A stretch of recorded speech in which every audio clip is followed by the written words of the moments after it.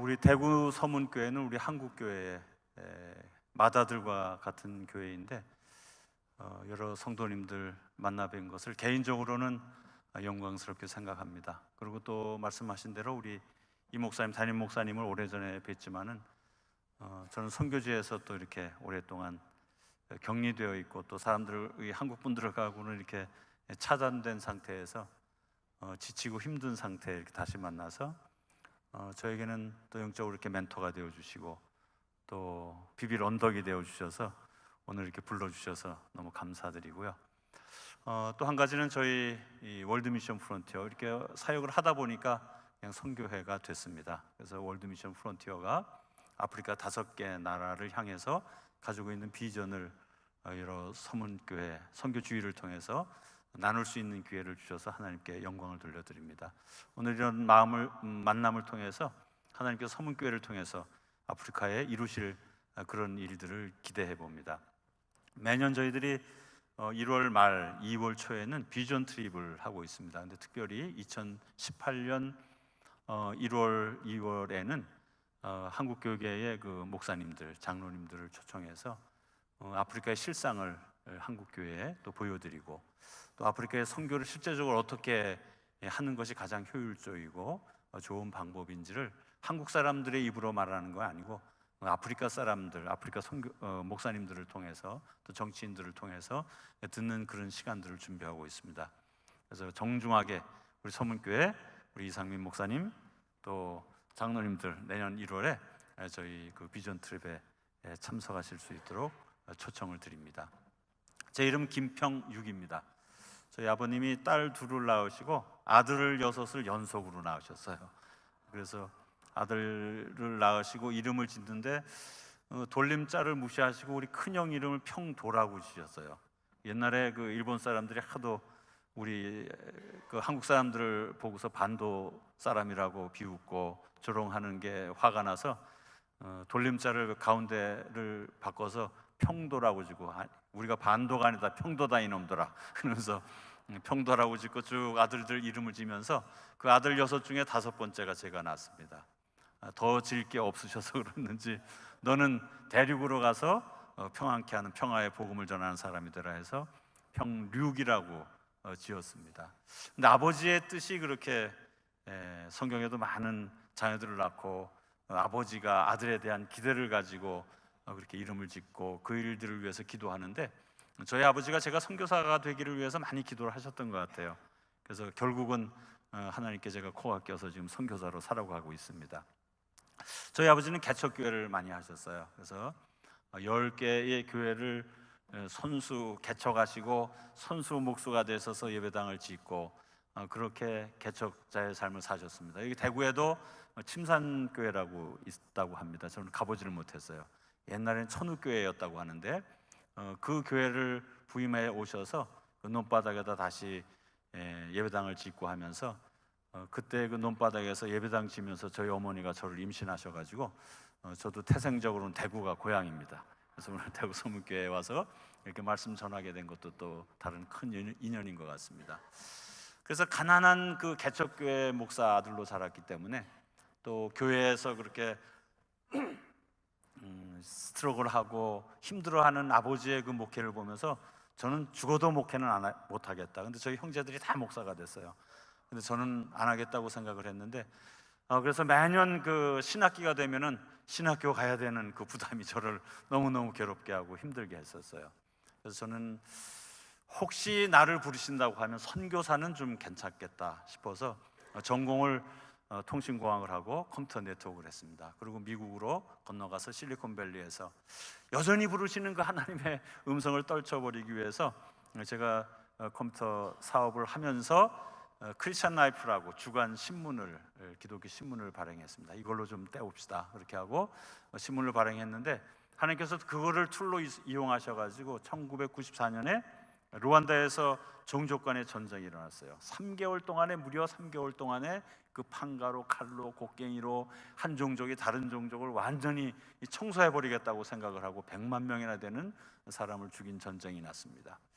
저는 너무 제 살기가 바빴어요. 제 사역이 바쁘고 제 사는 사업이 바쁘고 그렇게 살아가는데 어느 날부터 갑자기 제게 성령께서 다시 뜨거운 그런 그 부르시는 음성, 도무지 거절할 수 없는 그런 음성을 주셔서 그냥 크리스천 라이프의 발행인이기 때문에 그냥 크리스천 라이프에 취재하고 한국 교회에 알린다는 생각으로 루안다를 현장 취재를 했습니다.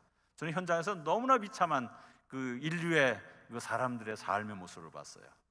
특별히 그 루안다의 전쟁은 목사가 목사를 죽이고 성도가 목사를 죽이고 성도가 성도를 죽인 그런 그 하나님의 사랑을 가지고도 기독교인이라고 하면서도 그 종족 간의 갈등을 넘어서지 못한 아주 비참한 가인과 아벨의 전쟁과 같은 그런 전쟁이었습니다. 그 전쟁 현장을 취재하면서 또 저에게 하나님께서 또 저를 부르시는 거예요. 그 거리에 수많은 고아들을 보면서 야, 너희 아버지는 예배당을 10개를 줘서 나에게 바치고 그런 삶을 사셨는데 너 정말 이 아이들을 위해서 고아원 하나는 질 수 있지 않겠느냐? 싫습니다, 하나님. 나는 정말 남 좋은 일만 하는 삶을 싫습니다. 나는 내 아내 내 아이들 잘 케어하고 그냥 가정에서 그러면서 주일날 그냥 평범하게 성가대로 교사로 그렇게 섬기면 됐지 제가 왜 그런 짐을 지겠습니까? 그런데도 그 현장에 음성이 거치질 않았어요. 그래서 결심을 하고 그러면 하나님 딱 1년만 제가 할 테니까 더 이상 부르지 마세요. 그러고 시작한 것이 루안다의 고아원 또 유치원 이렇게 사역이 시작이 됐습니다. 근데 지금 뭐 고아원을 하다가 금방 그냥 그만둬 버릴 수가 없잖아요. 그러니까 1년만 하나님 나 이 올해만 그런 게 23년이 돼가지고 지금 23년째 코가 껴서 사업을 문을 닫고 그냥 그 선교사의 삶을 그동안 살아왔습니다. 루안다를 가려고 하면은 미국에서 루안다 들어갈 때는 고아이들이 있고 하니까 그냥 그 많은 짐들을 싸가지고 왔습니다. 왜냐하면 저희가 가족이 갈 수는 없죠. 전쟁터이기 때문에 저희 가정이 갈 수도 없고 또 저는 미국의 시민권자로 살고 우리 아이들이 미국에 살았기 때문에 나중에 어차피 자녀 교육 문제가 생기면 그냥 아이들은 어차피 유학 보내고 뭐 한국에 가든 저희는 미국 시민권자일 때 미국에 가야 되는데 그걸 다시 어떻게 선교사가 부담을 하겠어요. 그냥 미국에 놔두면 미국 정부가 잘 키워주니까 그냥 미국 정부한테 애들을 맡기고 저는 선교 사역으로서 제 아내가 도우면서 그렇게 사역자의 삶을 살았습니다. 아이들을 주기 위해서 그 무거운 보따리를 비행기에 싣고 우간다에 도착하면 그때는 키갈리로 가는 비행기가 없었어요. 공항이 다 파괴되고 또 우간다에서도 요즘엔 버스가 많습니다. 큰 버스들이. 근데 그때는 버스가 없이 그냥 그 14인용 그 합성 버스 아침에 6시쯤 그 새벽에 그 나가면 그 앞자리가 좀 편해요. 그 앞자리를 앉기 위해서 새벽 6시에 나가면 사람들이 그 차에 다 탈 때까지 한 오후 한 12시, 오후 1시까지 기다렸다가 떠납니다. 떠나면 그 짐을 뒤에다 싣고 그리고 떠나서 루안다 국경에 도착하면 그때까지는 그냥 한 10시간 정도 차를 타고 가고 루안다 국경에서 키갈리까지 들어가는데 한 2시간 반이면 들어가는데 검문소가 한 5개쯤 있었어요. 그럼 군인들이 제 짐보따리를 다 흩어가지고 제가 무슨 간첩 노릇을 할 거라고 그 짐을 다 흩어놓고선 도로 담으라 그러면은 그 외국인이 그거를 짐을 다시 싣고 하면서 정말 너무 그 아픔을 느꼈었어요. 왜 우리 선교사는 이렇게 초라한 것인가? 이 땅의 복음을 위해서 이 땅을 구원해 보겠다고 오는 선교사가 보따리 2개 들고 그것도 그냥 현지의 군인들이 그 10% 눈을 뜨고서 다 열어보라고 하는 그거를 열었다 닫았다 하는 그런 모습들. 우리 한국교회가 숫자적으로는 2만 5천 명, 3만 명을 선교사를 보냈다고 하는데 모든 선교사들이 왜 이렇게 궁색한 걸까? 그런 그 아픔들이 있었어요. 정말 하나님의 나라를 전하고 하나님의 복음을 전하는 이 선교 사역이 정말 왕성하고 일어나야 할 텐데 이제 그런 그 많은 그 아픔들을 가지고 그렇지만은 오늘 내가 할 수 있는 일은 보따리 하나이기 때문에 보따리 하나로 시작해서 사역을 그동안에 감당해 왔습니다. 지난 그 이틀 전에는 저희가 산호에서에서 40피트 컨테이너에 물건을 싣고 옛날에는 그 보따리 2개를 가지고 다니던 그 사람이 이 사역이 하나님께서 축복하시고 은혜 베풀어서 지난주에 40피트 컨테이너 우간다로 보냈습니다. 지난 11월 달에는 르완다로 40피트 컨테이너를 실어서 보냈습니다. 컨테이너 수송비만 해도 수송비와 또 그 세금 내고 뭐 통관 절차하고 다 15,000불 내지 한 2만 불 정도가 들어가요. 옛날에 보따리 하나 마련하기도 힘들었던 그런 그 사역을 하나님께서 컨테이너를 보낼 수 있는 사역으로 23년 동안 확장해 나가시는 모습을 경험합니다. 지금은 저희 아프리카 나라 5개 나라에 13개의 선교센터가 있습니다. 미국에 본부가 있고 한국 서울에 지부 사무실이 있고, 대구와 인연이 된 것은 그 많은 학생들을 저희들이 지금 한국에 유학 보내기 사역을 하고 있는데, 지금 대구대학교하고 MOU를 체결하고 대구대학교에다 집중적으로 지금 보내고 있어요. 그래서 아이들을 영적으로 지도하기 위해서 ACC, 아프리카 커뮤니티 처치라는 교회를 대구대학교 앞에 만들어서 아프리카 학생들끼리 예배드리게 하고, 서로가 위로하고 서로가 이 한국 생활을 잘 이겨나가면서 할 수 있도록 교회를 개척을 했어요. 그래서 전체적으로는, 그리고 빅토리아 호수에 병원선을 만들고, 또 이 빅토리아 호수가 그 우리나라 남한 땅의 3분의 2 크기입니다. 그 호수 안에 섬이 한 1000개가 있어요.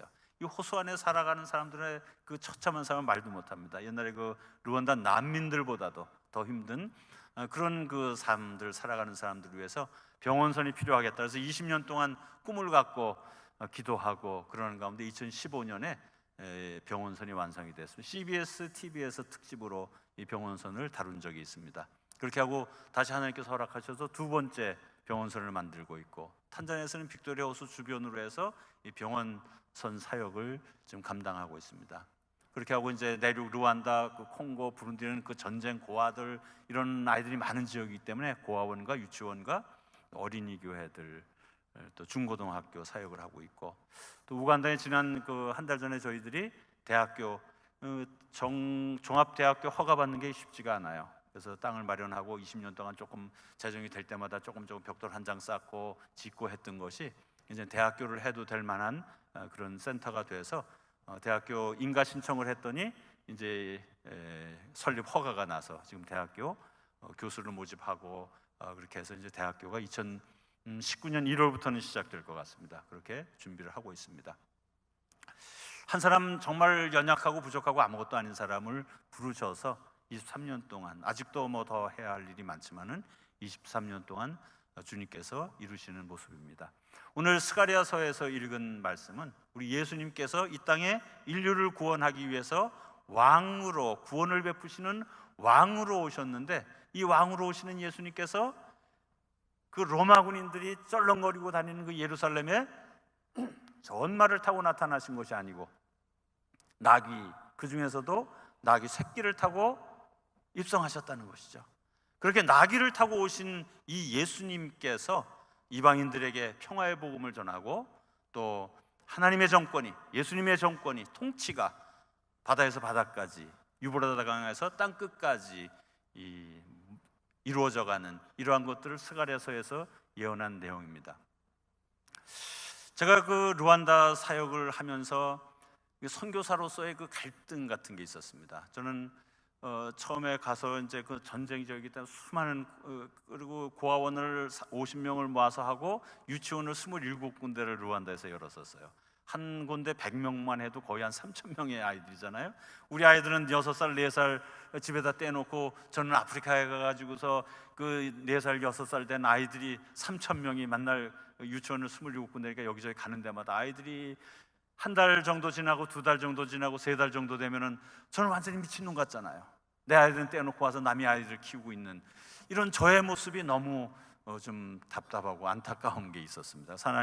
하나님께서 내게 맡겨주신 이 애들은 내가 잘 키울 테니까 하나님은, 우리 아이들의 아버지는 하나님이 되어주세요, 우리 아이들은 하나님이 키워주세요 하면서 아이들을 양육하고, 그래서 고아원에서 그때 막내 7살짜리가 이제 우간다에서 대학을 졸업하고 한국에 와서 대학원을 졸업했어요. 대구대학교에서 대학원을 졸업하고 지금 30살이 돼서 지금 대전에서 지금 돈을 벌고 있더라고요. 선교에 와서 일하라 그랬더니 자기 장가 가려면 돈 좀 벌어야 된다 그래서 한국에서 돈 벌어서 온다고 지금 대전에서 일하고 있고, 그래서 그 고아원의 사역도 그러는 동안에 하나님께서는 저희의 자녀들을 또 잘 키워주셔서 이제는 다 사회인이 되어가고 있습니다. 그렇지만 저에게는 이 전쟁을 겪고 이 비참한 그 여인들, 그 아이들, 그 난민들, 이걸 어떻게 합니까? 그런데 또 선교헌금이 생기면 건물도 짓고 이래야 되는데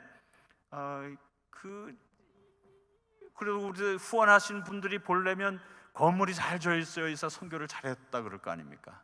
그런데 그 많은 사람들 앞에 예배당 짓겠다고 하고 건물 짓겠다고 할 수가 없더라고요. 고민하며 기도하는데 첫 번째 하나님께서 저에게 사명으로 주셨던 것은 구제사역이었어요. 그래서 사람들의 마음에 성전을 세워주는 것이 참 선교다, 그런 마음을 주셔서 처음에 한 6년 동안은 아주 구제하는 일에 모든 것들을 다 부었습니다. 6년이 지나고 나서 저에게 다시 갈등이 왔어요. 제가 매년 하나님, 나 지금 사업하는 중이었고 했기 때문에 하나님, 나 1년만 하고 그만두겠습니다. 1년만 하면 더 부르지 마세요. 그렇게 하면서 하다가 그 다음에는 이제 하나님께, 하나님 좋습니다. 그러면 제가 20년까지는 제가 철없이 살아서 아무것도 모르고 살았고, 이제 80까지 건강하게 살아서 60년을 제가 건강하게 산다면 한 인생의 6년을 하나님께 11조로 드릴 테니까 그 다음엔 전 부르지 마시고, 그래서 제가 사업을 문을 닫았어요. 그리고 다시 실리콘밸리에서 6년을 하고 사업을 하면 빌 게이츠와 같은 그런 부호를 만들어 주실 줄 알고 문을 닫고 6년 동안 열심히 구제하는 사역을 했습니다. 그리고 1999년이 됐어요. 하나님, 과연 선교란 뭡니까? 오늘 여러분 선교주일로 지키고 있으세요. 그럼 과연 선교가 뭔가? 하나님께 저에게 처음으로 주셨던 생각은 사람들의 마음, 그 가난하고 곤고하고 병들고 전쟁 가운데 자녀들을 잃고 과부가 되어지고 고아가 되어진 이 아이들의 마음에 조금씩이라도 돕는 것들을 통해서 하나님의 전을 세우는 것이 선교라는 확신을 주셨기 때문에 6년의 사역을 감당했습니다. 하나님, 그럼 나는 과연 그렇게 했음에도 불구하고 변화되지 않는 이 나라 르완다, 목사가 목사를 죽이고 성도가 성도를 죽인 이 땅에 와서 내가 내 인생을 희생하고 내 가정을 희생해야 할 가치는 뭡니까? 무엇 때문에? 이 변화되지 않는 이 사람들을 위해서 제가 희생을 해야 합니까? 너무나 그 간절한 마음으로 99년 1년 동안 기도를 하고, 저는 이제 6년이 끝났기 때문에 이제 그만두려는 준비를 하느라고 1년 동안 기도를 했습니다. 제 사명은 뭡니까? 나는 어떻게 살아야 되는 겁니까? 2000년 1월에 1년 동안 기도를 끝내고 나서 2000년 1월에 하나님께서 저를 피그미촌으로 인도해 주셨어요. 르완다에는 후투족이, 농경 부족이 85%, 그다음에 투치족, 옛날에 이디오피아에서 구스족들이 소를 몰고 내려와서 아주 그 르완다, 부룬디, 그 우간다 남쪽 지역, 그 지금 킬로만자로 산의 마사이들이 그런 그 유목 부족들입니다. 그 부족들이 와서 르완다를 장악해서 한 15%, 키가 막 한 2m씩 되고 나이가 한 100살씩 살던 그런 부족들입니다. 그렇게 살고, 그 다음에 그 틈바구니에서 바투와 피그미족들이 한 0.5% 내지 1%가 살고 있어요. 이 사람들은 아무것도 못해요. 항아리 만드는 일만 해, 항아리. 콩고에 있는 피그미들은 그 사냥을 하는 피그미들이 있고, 또 그 키보스 쪽에는 피싱하는 그런 새 부류가 있는데, 르완다에 있는 피그미들은 그 깊은 산 속에 들어가서 항아리만 만들어요. 무슨 장비가 있겠어요? 그냥 손으로 빚어서 가보니까 그냥 무슨 양철 철사 같은 거로 긁고 해서 항아리 모양을 만들어 가지고 마당에다 쭉 벌려놓고 오븐이 있어야 될 거 아니에요. 굽는 기계가 있어야 되는데 그런 게 없으니까 마당에 펴놓고 풀벼다가 덮어놓고 불 지르니까 이게 말리는 거지 그게 도자기가 되냐고요. 그런데 옛날에는 그나마라도 그거 갖다가 꽃도 키우고 아프리카 사람들이 샀는데, 지금은 중국산 플라스틱, 중국산 그런 그릇들이 얼마나 많은데 그걸 사겠어요. 그래서 30리, 50리끼리 이 사람들이 그걸 만들어가지고 이고 나가서 3일장, 5일장 서요. 그럼 그거 나가서 하루 종일 기다려도 그걸 사는 사람이 있냐고요. 그러니까 너무 가난하고 비참하긴 짝이 없습니다. 르완다 사람들도 피그미들을 보면 그냥 픽픽 웃어요. 너무너무 이 지적 수준이 낮기 때문에. 그런데 하나님께서 그런 사람이 있다는 걸 알았지만 다른 사역이 제가 너무 많고 또 가서 사람들을 보면 또 제 마음에 부담이 생겨서 못 갔어요. 안 갔어요. 근데 그때 하나님께서 강권적으로 피그미촌으로 인도해 주셨습니다. 근데 그날따라 장날이라서 모두 마을 사람들이 한 200명 정도 산다 그러더라고요. 다 나가고 할아버지 한 분이 손님 왔다고 영접하러 나온 거예요. 경찰이랑 이제 같이 들어갔는데 그냥 한 사람이 이 장대 같은 자기보다 키 큰 지팡이를 이렇게 짚고 나왔어요. 얼굴은 저는 사람의 얼굴, 그 조그만 얼굴에 그렇게 많은 주름을 제가 처음 봤어요. 이빨은 다 그냥 누렇게 떠서 다 빠지고, 발목을 앞으로 이렇게 걸어가시는데 보니까 발목은 제 손목보다도 가늘어요. 까만 그냥 가죽 덮은. 그거를 보는데 마음이 너무 찡하고 너무너무 아픈 거예요. 근데 그때 하나님께서 저에게 말씀해 주신, 그동안은 구제 사역하고 사람들을 돕고 현재 목사님들이 사역할 수 있도록 돕는 사역만 해왔는데, 그날 갑자기 성령께서 저에게, 야, 내가 너를 선교사로 파송했는데 이 사람에게 좀 복음을 전해야 되지 않냐? 그런 음성을 주시는 거예요. 저도 깜짝 놀랐어요. 처음으로 그런 음성을 들어보기 시작했습니다. 그래서 옆에 있는 우리 현지 목사님한테 제가 직접 또 못하고 말씀 좀 전하라고 했더니 30분 정도 할아버지를 앉혀놓고, 그랬더니 할머니가 옆에 와서 앉아요. 그랬더니 그 피그미 아이들이 몇이 와서 앉고, 주변에는 후투족, 투투족들이 그냥 이러고 뭐 어쩌나 보자 하고 실실 웃고 그렇게 있는 거예요. 30분 동안을 메시지를 전하고 나서 예수 그리스도를 구주로 영접하냐고 물었는데 할아버지가 주님을 영접한다는 거예요. 그러니까 사람들이 웃는 거예요. 그런데 이 할아버지에게 예수 그리스도를 구주로 영접한 이 가정에 오늘 구원이 임했다는 구원을 선포하는데, 그렇게 수심에 가득 차고 아무 소망도 없고 그렇게 주름 많던 그 할아버지가 갑자기 환하게 웃으시는, 저는 그렇게 깨끗하고 그렇게 해맑은 그 미소, 웃음을 처음 봤어요. 근데 하나님께서 그 순간에 저를 깨닫게, 1년 동안 기도했던 것, 과연 하나님, 내 인생을 희생해서 이 사람들을 변화시키지 못하는데 무엇으로 이 사람들을 변화시키겠습니까? 이 땅의 평화를, 이 땅이 변화될 수 있는 건 무엇입니까? 그런 기도를 해왔는데 그날 복음의 능력을 저에게 보여주시더라고요. 하나님께서 이것이 복음의 능력이다, 복음을 받고 주님을 구주로 영접한, 주님을 왕으로 영접한 이 사람이 순간적으로 인생이 변화되어지는 그 모습을 저는 그 현장에서 봤습니다. 그런 눈물이 핑 돌더라고요. 이것이 능력이구나. 돌아서는데 하나님께서 저에게 큰 비전을 주시는 거예요. 이 피그미촌에서 열렸던 이 부흥 집회를 이제 루안다 전국에서 해라, 그런 음성이었어요. 여러분, 그건 불가능한 일이었습니다. 목사가 목사를 죽이고 성도가 성도를 죽이고, 그 다음에 그 250만 명이 되는 사람들이 지금 외부로 피난민으로 나가 있고, 옛날에 종족 갈등 때문에 케냐로, 탄자니아로, 우간다로, 잠비아로 이렇게 나갔던 피난민들이 들어와서 이루어진 이 교회가 무슨 일을 행해낼 수 있겠습니까? 그래서 아무에게도 말하지 못했어요. 그런데 하나님께서 주신 소원과 비전은 소멸되지 않고 내 안에서 자꾸 더 뜨거워지는 거예요. 그냥 그 뜨거워서 어떻게 견딜 수가 없어요. 그래서 8개월을 지냈습니다. 사람들에게 말하지 못하고. 근데 2000년 8월에 클린턴 대통령이 아루샤라는 곳에 왔습니다. 킬리만자로산, 그 아프리카 대륙에서 가장 높은 고지, 만년설이 있는 산입니다. 조용필이 뭐 노래 불렀다고 뭐 그러더라고요. 거기에 아래 동네가 아루샤라는 곳입니다. 얼마나 기후가 좋고 날씨가 좋고 얼마나 아름다운 곳인지 몰라요. 거기에 호텔들이 많고 하니까 이제 아프리카에 어떤 정상회담이 있으면 꼭 아루샤에서 합니다. UN 회의들이 있으면. 그때 클린턴 대통령이 아루샤에 오고 아프리카 여러 나라에서 정상들이 글로 정상회담을 위해서 모여왔어요. 여러분, 많은 아프리카들이 겪는 것은 내전의 문제였습니다. 무기가 필요하고 군인들이 필요했습니다. 그래서 어떤 나라의 정상들은 와서 미국의, 이 세상에서 가장 강한 미국의 도움을 받으면, 무기를 지원받으면 이 반군 문제를 해결하고 우리 땅의 평화를 찾을 수 있을 것이라는 기대를 가지고 거기 회의에 참석했고, 또 많은 아프리카 나라들이 기근으로 백성들이 굶주리고 죽어가는 얼마나 많은 나라들이 많습니까? 그런 나라의 정상들은 이 미국, 이 세상에서 가장 부자인 나라, 이 미국의 대통령에게 좀 하소연을 해서 식량을 좀 지원받으면 이 땅의 문제들을 해결하고 평화를 찾지 않겠느냐라는 기대를 가지고 정상회담을 3일 동안 했어요. 3일 동안 하고 클린턴 대통령이 마지막으로 한 말이 있습니다. 총결론으로 뭐라고 말했냐면, 미국이 이 땅에 평화를 줄 수가 없습니다. 그것이 클린턴의 고백이었어요. 그 신문 기사를 8월 달에 제가 루안다에서도 그 신문 기사를 읽는 순간에 하나님께서 다시 저에게 선교가 무엇인지를 알게 하시더라고요. 미국이, 이 세계의 가장 부자인 나라 미국이 식량으로 이 땅에 평화를 줄 수 없고, 이 세상에서 가장 강력한 군사력을 갖고 있는 미국이 군사력으로 이 땅에 평화를 줄 수 없기 때문에 내가 너를 보냈다 하는 하나님의 음성이었어요. 복음을 전하는 선교사로. 우리의 대명제, 선교의 대명제는 복음을 전하는 일입니다.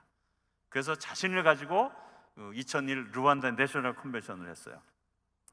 여러분, 이 땅에 복음이 전해지는 것, 사람의 마음에 성전이 세워지는 일은 사탄이 너무너무 싫어하는 일입니다. 저는 그 목사들로 자랐기 때문에 그런 현상들을 보고 자랐어요. 그럼 내가 이 루안다 내셔널 컨벤션을 하려고 하면 지금 그렇지 않아도 그 갈등과 미움과 살인하는 영이 이 나라를 사로잡고 있는 그 땅에서 복음화 대회를 하려고 하면 이 마귀가 저를 가만 놔두겠습니까? 그래서 현지에서 기도하게 하고 저는 다니는데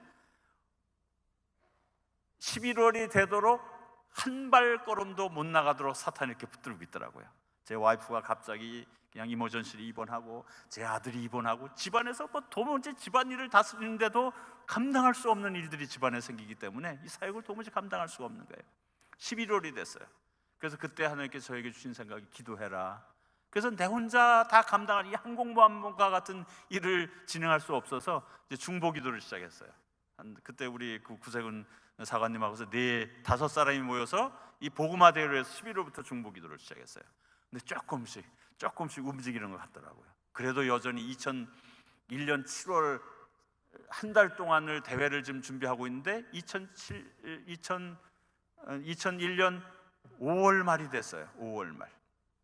5월 말이 됐는데도 도무지 하나도 준비가 안 돼 있는 거예요. 재정이 준비되어야 하고 아프리카 가서 복음을 전할 사람들이 준비되어야 하는데 도무지가 준비가 안 되는 거예요. 하나님이 어떡합니까? 내가 하나님 앞에 나와서 기도하고 눈을 감고 기도할 때는 너무나 분명한 거예요. 그냥 루안다 산골에서 아이들이 뛰어나오고 성도들이 찬양하고 예배하고, 그 과부들이 눈물을 흘리면서 울고 통곡하는 그러한 모습들이 너무나 눈을 감고 기도할 때는 분명한데 눈을 딱 뜨면 눈앞에 캄캄하고 아무것도 안 보이는 거예요. 현실적으로는 도무지 준비되어 있지 않은. 그럼 여러분, 우리 믿음의 사람들이 어떤 것을 이 실상으로 붙들어야 하냐는 것이죠. 내가 하나님 앞에 기도할 때 하나님께 주신 비전, 하나님께 주신 이 원대한 비전, 이 복음화되어가는 이 비전을 실상으로 붙들어야 하는 것인지, 아니면 내가 실상을 봐서 현실의 삶을 봐서 이것을 실상으로 잡아야 되는 것인지. 굉장히 갈등을 하다가 일주일 동안 금식하고 기도하고 제가 아닙니다, 그때는 포기해도 되거든요. 6월 한 달 남았지만 아프리카 연락해서 우리 없던 얘기로 하자 하면은 망신당할 일은 없어요. 그렇지만 이게 한 달 동안 되어질 것이라는 그런 믿음을 가지고 하나님께서 기도하면서 보여주는 것을 저의 실상으로, 이 되어질 일로, 비전으로 그렇게 붙들었습니다. 놀랍게도 6월 한 달 동안에 모든 필요들을 하나님께서 채우셔서 2001 루안다 내셔널 컨벤션을 치루었어요. 수십만 명이 모이는 그런 집회를. 2002년에는 루안다 어린이 선교대회, 또 중앙아프리카 복음화대회, 2002년에는 월드컵이 지금 4강까지 막 올라갈 때 아니에요. 할렐루야 축구단을 그때 초청해서, 그걸 알고 한 건 아니에요. 그냥 다 준비했는데 할렐루야 축구단이 왔는데 한국 선수들이 왔다고 하니까 스타디움에 사람들이 꾸역꾸역 몰려오는 거예요. 2003년, 4년, 5년, 6년, 7년, 8년, 9년, 10년까지 계속적으로 이러한 일들을 감당하는데 하나님께서 동역할 사람들을 보내셨어요. 단기 선교단. 그동안에 1600명 이상의 단기 선교단이 모여서 아프리카 한 150만 명 정도 참석하는. 그렇지만 이런 TV나 라디오를 통해서 더 많은 복음의 역사들이 일어나는 것이죠. 복음을 전하는 것, 마귀가 그렇게 싫어하지만 하나님의 비전은 복음이 전해져서 그 땅에 평화를 끼치는 것이 이 선교의 목적이고 하나님의 소원인 줄로 믿습니다. 오늘 선교주의를 지키십니다. 우리가 어느 곳에 있든지 복음을 통해서 이 땅에 평화를 끼치는 것이 우리의 선교이고 우리의 전도인 줄로 믿습니다. 오늘 스가랴서 말씀에서는 평화를 전하기 위해서 주님께서 오셨을 뿐만 아니라 우리 주님께서 원하시는 것은 이 땅에, 이 모든 땅이 하나님의 나라로 하나님의 통치 아래에 있기를 원하시는 것이죠. 하나님은 우주 만물을 이렇게 아름답게 창조하시고 아담과 하와를 창조하시고 생육하고 번성하고 이 땅에 충만해서 이 땅을 정복하고 다스리라는 축복을 주셨어요. 왜 이 땅에 하나님께서는 충만하기를 원하셨겠어요? 가는 곳마다 하나님을 찬양하고 예배하는 땅을 만들기를 소원하신 것이 하나님의 소원이셨잖아요. 근데 사람들은 이 땅을 죄로 관영한 땅을 만들어버렸어요. 하나님이 통치할 수 없는 그런 땅을 만들어버리는. 선교라는 것은 어느 곳에든지 하나님께서 통치하는 땅을 만들어가는 큰 위대한 그러한 꿈이라고 생각을 합니다. 하나님께서 통치하는 땅을 만들기 위해서 첫 번째로 통치되어져야 하는 것은 나 자신인 것 같아요. 선교사 자신, 우리 성도 한 사람 한 사람의 자신. 내가 나를 통치하는 것이 아니고 나를 통치하고 나를 다스리도록 하나님 앞에 나를 내어놓는 제가 되려고 그렇게 노력하고 있고, 또 제가 선교회를 처음부터 시작하면서부터 하나님께 저에게 주셨던 정신이 한 4개가 있어요. 그래서 그걸 묶어서 하늘 생각이라는 책으로 출판한 적이 있습니다. 첫 번째가 성령의 통치였습니다. 성령께서 나를 통치하시고 우리 선교회를 통치하시고 우리가 해야 할 일을 통치하시고 우리가 그 일을 수행하는 방법을 통치하시고 성령의 이 일을 통해서 성령의 열매를 맺기 위해서 지금도 그렇게 소원하고 그렇게 사역을 하고 있습니다. 두 번째는 목회자의 자녀로 자라면서 교회의 모습을 보면 이 하나님의 공동체가 하나님께서 온전히 통치하시고 역사하는 이 하나님의 역사의 현장이 되어야 하는데, 너무나 많은 경우에 사람의 목소리가 하나님의 목소리보다도 높고 큰, 얼마나 많은 그러한 일들이 있습니까? 지금 한국교회가 뭐 이래저래 여기저기 시끄러운 모습들, 이게 하나님의 목소리입니까? 사람의 목소리 때문에 이렇게 소란한 이러한 것이지만은, 정말 우리 교회가 하나님의 통치가 임하게 하시는 우리 교회가 하나님의 통치 아래 있기를 원합니다. 그런 소문교회가 되시기를 바랍니다. 그래서 이 교회를 통해서 하나님께서 통치하시고 하나님께 하게 하시는 일들, 때로는 이 선교주일에 하나님께서 여러분들에게 도무지 이룰 수 없는 그러한 비전을 주실 수도 있어요. 여러분, 우리 교회가 회의하고 우리 교회가 있는 것 가지고 능력 되는 것을 행한다고 하면 우리가 그걸 비전이라고 말할 필요는 없습니다. 우리 교회가 도무지 행할 수 없는 것, 우리는 능력이 되지 않고 너무나 연약한데도 불구하고 우리를 통해서 하나님께서 이루시고자 하는 비전을 우리에게 주신다고 하면 아멘하고 받을 때, 하나님의 능력으로 하나님의 권세로 이루실 때 우리는 비로소 그것을 하나님의 일이라고 말할 수 있잖아요. 서문교회가 하나님의 통치 아래 있으므로 하나님의 일을 행하고 하나님의 소원을 들어드리는 그런 교회가 되시기를 바랍니다. 이제 선교하는 주일입니다. 우리 대구시의 영혼 구원뿐만 아니라 여러분 교회를 세계 선교를 위해서, 아프리카 선교회를 위해서 혹시 쓰신다고 하면 아멘하고 나가서 하나님께서 통치하는 땅을 만들어 나가는 그런 주역이 되시기를 바랍니다. 저는 하나님께 통치하는 다른 모습을 하나 생각해 보면 꿈 같은 일이에요. 저에게 선교사이기 때문에 그런 꿈을 꿉니다. 하나님의 통치, 나에게 주신 이 아프리카 땅, 르완다와 부룬디와 콩고와 우간다와 탄자니아, 정말 우리 선교센터가 있는 이 지역만이라도 완전히 복음화되어지고 모든 국가 공무원들이 하나님을 신실하게 사랑하는 사람이 되어지고 모든 학교의 교사들이 하나님을 신실하게 사랑하는 사람들이 되어져서 모든 직장이 하나님을 신실하게 사랑하고 하나님 통치를 받는 사람들이 되어서 공무원들이 모여서 회의할 때 먼저 하나님께 기도하고 예배하고 말씀 읽고 그렇게 시정을 결정한다고 하면 얼마나 아름다운 하나님의 나라가 되겠습니까?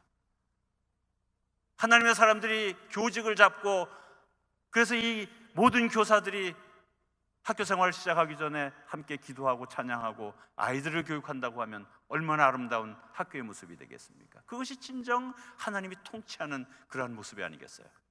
대구 서문교회를 통해서 이 대구 지역에 그런 역사가 있기를 주님의 이름으로 축원합니다. 선교주의를 맞아서 여러분을 통해서 이 세계가 온통 복음화되어지고 하나님의 통치가 이루어지는 그런 역사를 대구 서문교회가 이루어가는 서문교회가 되기를 주님으로 축복합니다. 기도하십시오.